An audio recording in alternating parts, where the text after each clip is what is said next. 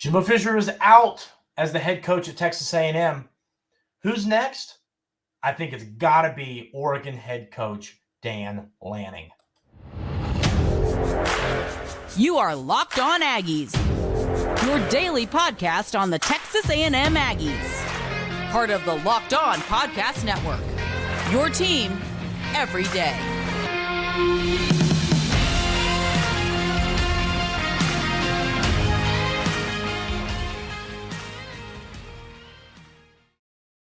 Welcome on into Locked On Aggies. I'm your host, Andrew Stefaniak. Thanks for making Locked On Aggies your first listen every single day. Today's episode is brought to you by Game Time. Download the Game Time app, create an account, and use code LOCKEDONCollege for $20 off your first purchase.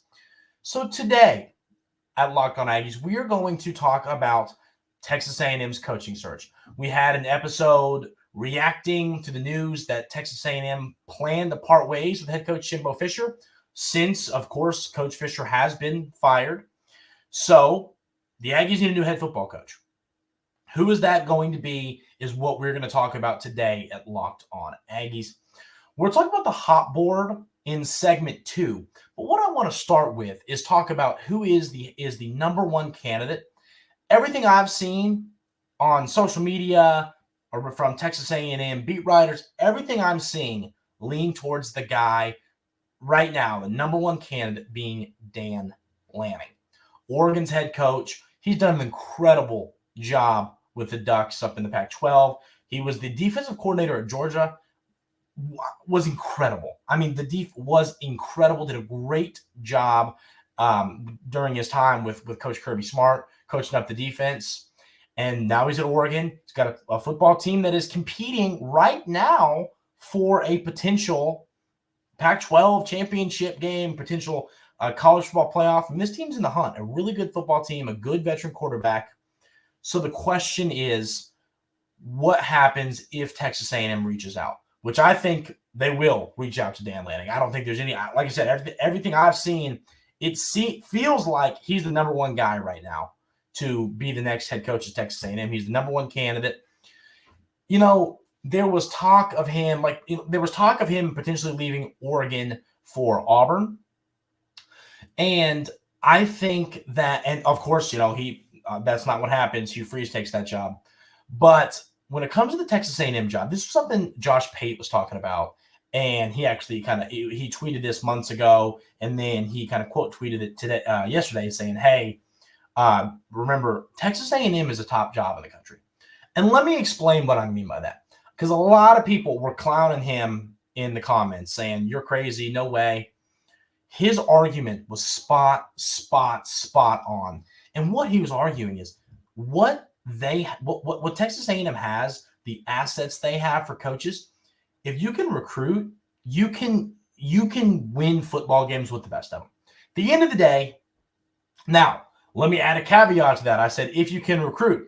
Jimbo recruited, and it didn't. So, yes, you got to be an X's and O's guy. You got to be a motivator, and you have to recruit. Coach Fisher was okay at one of those things, not so great at some of the others during his time at Texas A&M. But Dan Lanning, I just think he's going to be in the SEC at some point, I think. And I look at this, and I go, I don't know why you wouldn't want him to be the next head football coach at Texas A&M. One thing I like about him, aside from just X's and O's, aside from all that stuff, he seems to be the type of football coach that has his team ready to play, has his team fired up.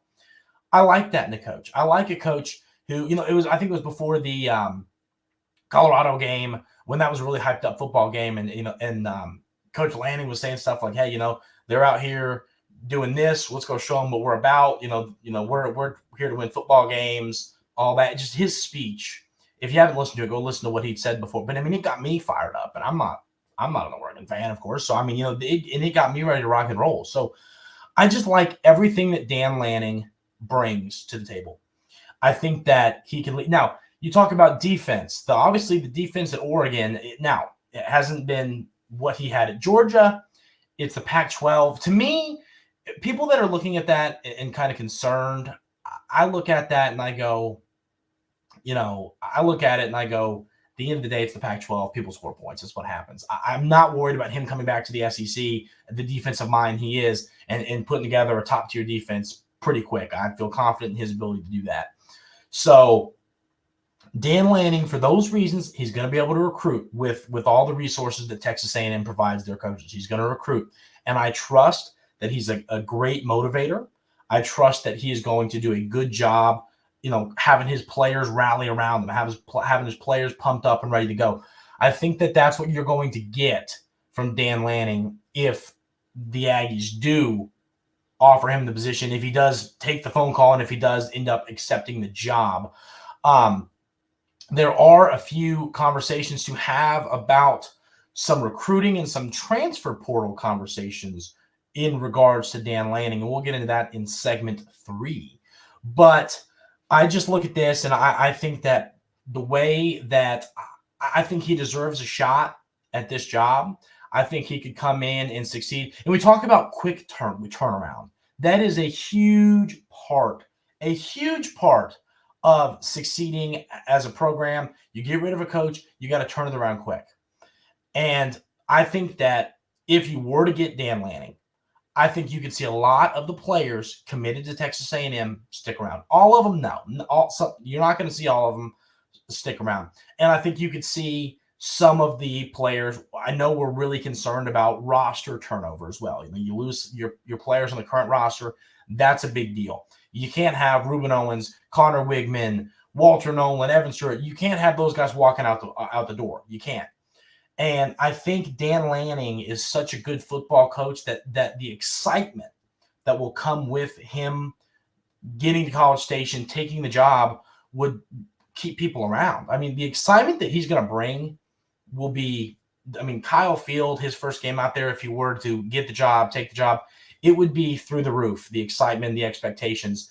And I think looking at this, I say, hey, I think he could get players to stick around, and that's going to be key. That's going to be why I say you go get a coach who has had recent success. I've seen some names floating around from some smaller schools, and personally, I'm a believer in. I want someone who has succeeded for not a long time. He hasn't been, he's only been in Oregon for a few years, but who have proven success, proof of concept at Pac-12, Big Ten, SEC level.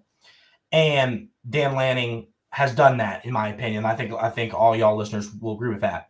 So Dan Lanning's my guy. I think, and like I said, everything I've seen, he seems like the number one candidate for this job right now. It'll be interesting to see. Now, Oregon, Oregon will try. They've got Nike up there. I don't know much about their money situation when it comes to can we one up their offer, but they got Nike going on. So that'll be interesting. But I just feel like he's a guy who would want to get in the SEC. I think that Dan Lanning will take this job if Texas A&M comes calling with the right offer. So as we sit today, Monday, what's the date? I got to look. Monday, November 13th, Dan Lanning is the number one candidate for this Texas A&M head coaching job, and I think he would come in and succeed very quickly during his time at Texas A&M, and I think he could turn this program around from what we have seen over these last few seasons with all the talent we know he will put on the field. We are going to talk about our hot board. One came out from On3 with some different names. We're going to run through some of these names, pros and cons. We'll do all that coming up right here on Locked On Aggies. First, we're going to talk about our wonderful friends over at Game Time. Game Time is my favorite place to go get tickets, and I'll tell you why. They care about you saving money. And to me, that's so important. They're competitors. Everybody seems to be driving prices on tickets up. We want to go to a ball game. We want to go to a concert. I want to go see a country musician live. You want to do all that nowadays? Sorry, you're going to be paying $1 million. Game Time makes it their goal to save you money. I've seen it personally. I've used Game Time many, many, many times to buy tickets to different events. Used it for me and my dad went to a football game last weekend. What did we use? Game Time. Tickets were cheaper than the competition. It's just a great place to go get your tickets, whether it is a concert, whether it is a comedy, whether it is a sporting event. Game Time has you covered. Go check them out. Take the guesswork out of buying tickets with Game Time. Download the Game Time app, create an account, and use code LOCKEDONCollege for $20 off your first purchase. Terms apply. Again, create an account and redeem code LOCKEDONCOLLEGE for $20 off. Download Game Time today. Last minute tickets, lowest prices guaranteed. So, back to the hot board. One thing I want to add to this, ladies and gentlemen, and if anybody here is new, glad to have you. It's going to be a fun ride, find a new coach. Hopefully this brings lots of optimism back to College Station, back to Texas A&M, because I think if you get the right guy, if you get the right coach, you can turn this thing around. So there's a lot to be excited about. And, of course, we are going to be your one-stop go-to shop 5 days a week for all of the news regarding Texas A&M's coaching search. It's going to be a ton of fun, a great, great time. So I appreciate all you new listeners, all you everydayers that have been here for a while. It's going to be a fun ride. Glad to go on it with y'all. But speaking to the hot board that was put out on Sunday by On3 from Andy Staples, we're going to read his. Now, the list, it's not numbered, but the number one on the top of the list is Dan Lanning. I don't know if Andy Staples and On3, I don't know if they did that purposefully or if that would, they're just because it's. Okay, no, I wanted to make sure it wasn't like alphabetical. So no, not alphabetical, none of that. So I don't know if it's in order, but at the end of the day, here's their list. Dan Lanning, Mike Elko from Duke, Mike Norvell from Florida State, Kalen DeBoer from Washington, Lance Leopold from Kansas, Jonathan Smith from Oregon State, Jedd Fisch from Arizona, Jeff Traylor from UTSA, Urban Meyer, Sharon Moore from Michigan. And then here's where it gets weird. Dan Campbell of the Detroit Lions, and then Dan Quinn, who I believe is he's with the Cowboys, but I can't remember if he's an offensive or defensive mind. But I think defensive. I'll be wrong with that. I could be wrong about that. But I think that these names, there are some interesting names on this list.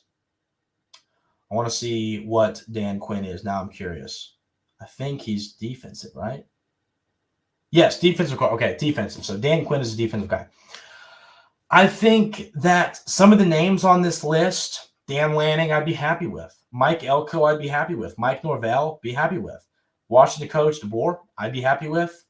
What Lance Leopold's building over there in Kansas, I think you could be happy with that.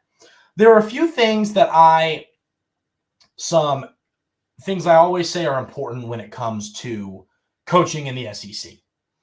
And a lot of it is being able to recruit in the South. It's a big deal. Having the Southern roots, that we got the California people and the Oregon people and all that. Dan Lanning, of course, is the coach at Oregon, but he has recruited in the SEC. And that's another reason I should have added the second one, but that is another reason I am so high on him potentially being Texas A&M's next head football coach, because he can recruit in this league and recruit at a high level. So Mike Elko, he's done something special over there at Duke. Mike Norvell, he's look what he's got going on over at Florida State right now. They're in a playoff contention. Great football team. Kalen DeBoer, he's got the best quarterback, I think, in college football. In Penix, done a great job there in the Pac-12. What Leopold's done at Kansas, you can't – a lot of these names are so Jeff Traylor is a name a lot of people commented his name on the reaction show, so we'll get more into him. And we'll break this down. We're going to break coach by coach down more. There's two names on this list that I am surprised to not see. And number one is Lane Kiffin. I know, this isn't the only hot board that's come out, and I've seen others that do have Lane Kiffin's name there. But I can promise you, whether you want Lane Kiffin as the next head football coach at Texas A&M, whether you don't, his name's going to be floated around. I wouldn't be totally against it. I would not. And I know, and I've seen a lot of people saying, oh, well, Lane Kiffin hates Texas A&M.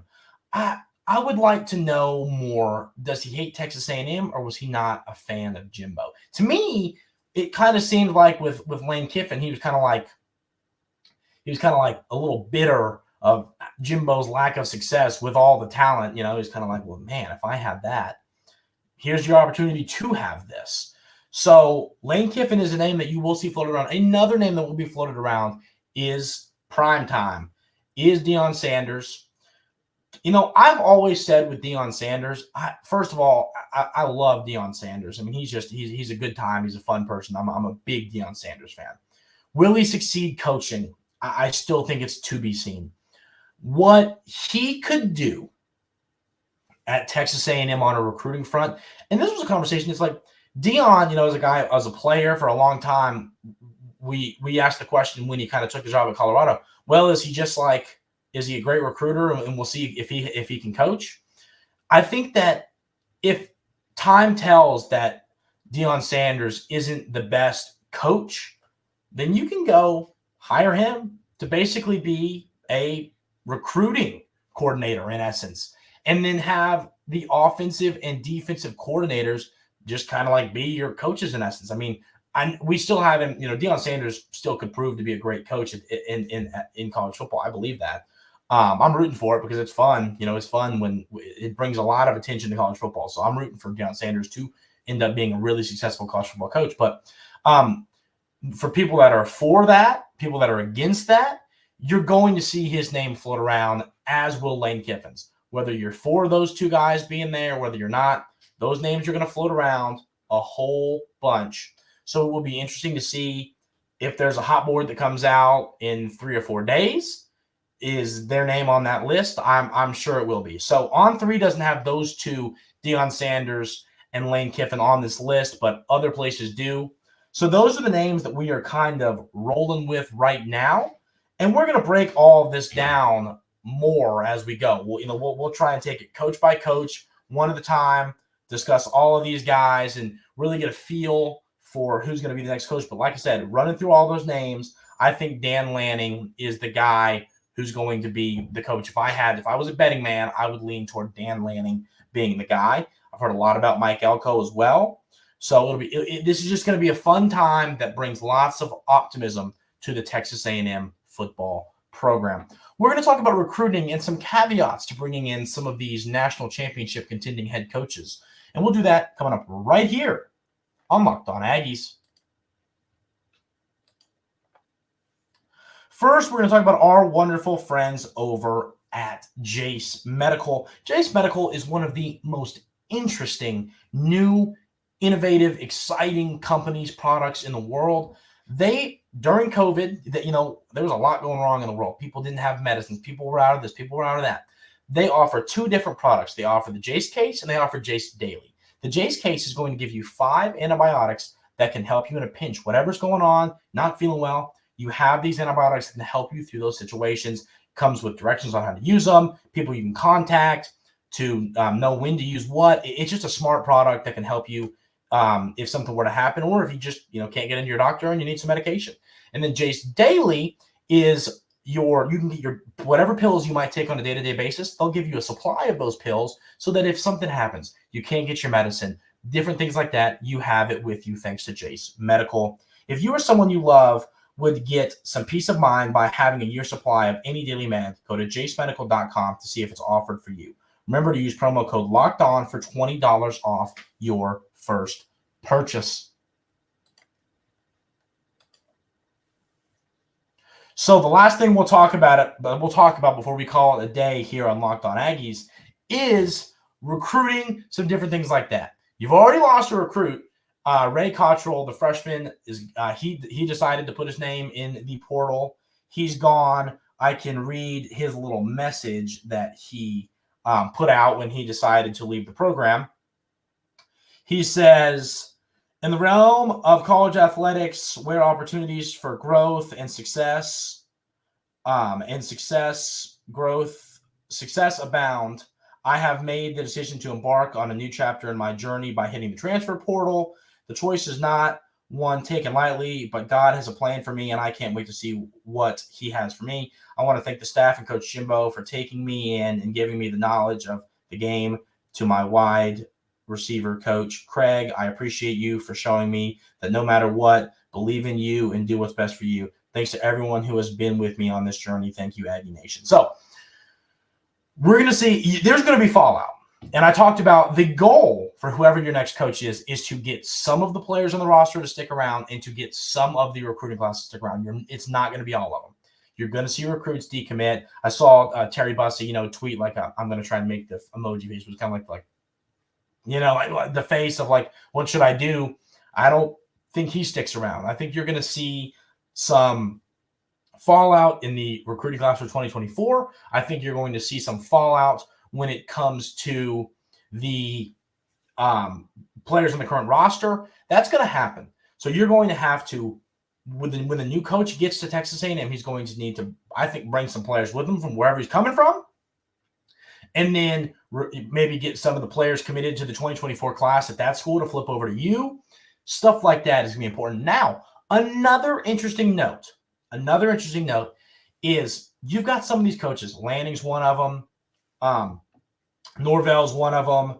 And now I'm, which is funny, but I'm blanking on the Washington head coach's name, which I will pull back up. Oh, I had it gone. But I'm blanking on his name. I want to pull it up. Yeah, it is DeBoer. So Kalen DeBoer. Those, if they're competing for a national championship, they won't be able to get to, they'll be playing football for a long time, and that's when the transfer portal window is. That's going to affect some recruiting. Now, I was having a conversation about this with a host of another Locked On SEC show, and the back and forth kind of conversation here was like, would you not take a coach because of that? And I don't think you would. I think you would still you still take the guy you want, regardless of if they're not going to be there for a while, regardless of if it's going to take them a little while to get there after competing for national championship, because you're not going to want to take your secondary guy simply because you are worried about recruiting the transfer portal. There's a lot bigger picture down the road in the future that's going to play a big role in this. So that's something to note, something to pay attention to, but I don't think it's going to be a reason that you don't end up taking the Washington coach or taking a Norvell or taking a taking one of these coaches. I don't think you would do that. You'd still take Lanning, take a Norvell. You'd still do that even if they're getting there a little late. But a big key, as I said, to this is going to be, can you hold on to some of these players currently on your roster and some of these players in your 2024 recruiting class? Guys like the players I named earlier on the team, a Walter Nolan, a Connor Wigman, and Evan Stewart, those names, you want them to stick around because, if a coach is going to build something immediately the second he walks onto a campus, you got to have some kind of backing on the roster. Unless you want to do what Coach Sanders did, and it was like, hey, everybody on the roster, you go somewhere else. I'm going to bring in a whole new team. But Texas A&M's, unlike Colorado, is full of so much current talent that you're going to want that talent to stick around. So I think that, a last second conversation before we call it a day here. I saw some people comment on the reaction show to Coach Fisher being fired and say hey, why you seem pretty confident in early success for Texas A&M with the new coach. Why is that? And a couple things I want to add on to that. I want to talk about that. I think the first thing to me is this. Texas A&M took a big hack and whiffed when it comes to Jimbo Fisher. It just didn't work out. It didn't. People thought it was going to be great, and it was not. So that does not mean the next coaching hire is going to be another swing and miss. It does not. If you get the right guy, if you get the right coach, you can flip this thing around quick. We've seen it a couple of different places. TCU did it. I mean, you can, in the world of college football, you can flip a roster just like that.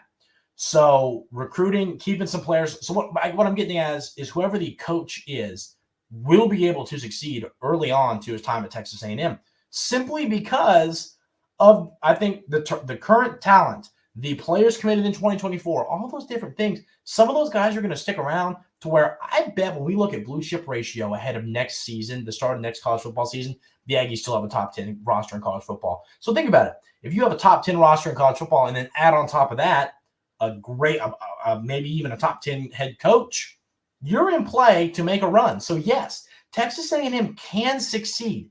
Whoever the next head coach is, whenever they get on campus, Texas A&M can succeed like that, thanks to the new world of college football we live in, which is a great thing.